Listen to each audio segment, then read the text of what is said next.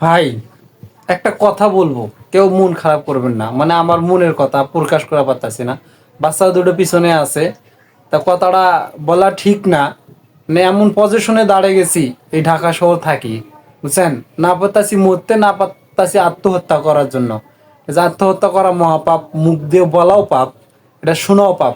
তো যাই হোক, আল্লাহ না করুক যেন ওই কাজটা না করা লাগে। তো এমন একটা পজিশনে দাঁড়াইছি। তো কিছুদিন আগে বউ অ্যাক্সিডেন্ট হয়েছিল, অ্যাক্সিডেন্টের কারণে অনেক কিছু হয়ে গেছে, টাকা পয়সা গেছে।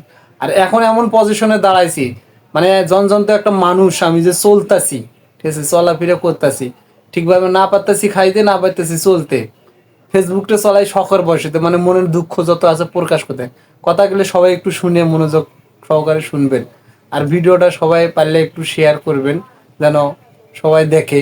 আমার একটু আইডিটাও বড় হওয়ার দরকার, এখান থেকে কিছু করতে চাইতেছি। সবাই একটু দোয়া করবেন। আসসালামু আলাইকুম।